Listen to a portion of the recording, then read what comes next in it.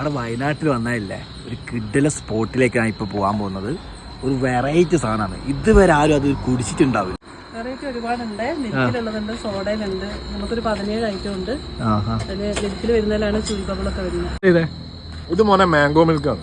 ഒരു variety taste ആണ്. സാധാരണ നമ്മൾ ഒരുപാട് മിൽക്ക് കഴിച്ചിട്ടുണ്ടെങ്കിലും ഈ ഒരു മാംഗോ മിൽക്ക് ഒരു ഡിഫറെന്റ് ടേസ്റ്റ് ആണ്. ഇതിന്റെ ബബിൾസ് ഇതിന്റെ തൊള്ളയിലെത്തി കഴിഞ്ഞാൽ ജസ്റ്റ് ഒന്ന് പൊട്ടാണ്ട് അതും കൂടി ആകുമ്പോൾ ഉഷാറ്.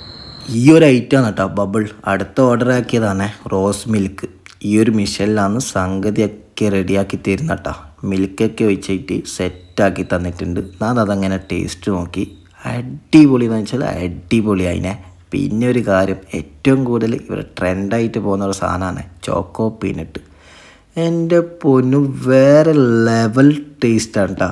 എനിക്ക് ഭയങ്കരമായിട്ട് ഇഷ്ടമായിനെ. ഇത് കറക്റ്റ് ലൊക്കേഷൻ വരുന്നത് താമരശ്ശേരി ചുരം കയറി വരുമ്പോൾ താജ് റെസ്റ്റോറൻറ്റിൻ്റെ നേരെ ഓപ്പോസിറ്റാട്ടാ ബബിൾ ടീ.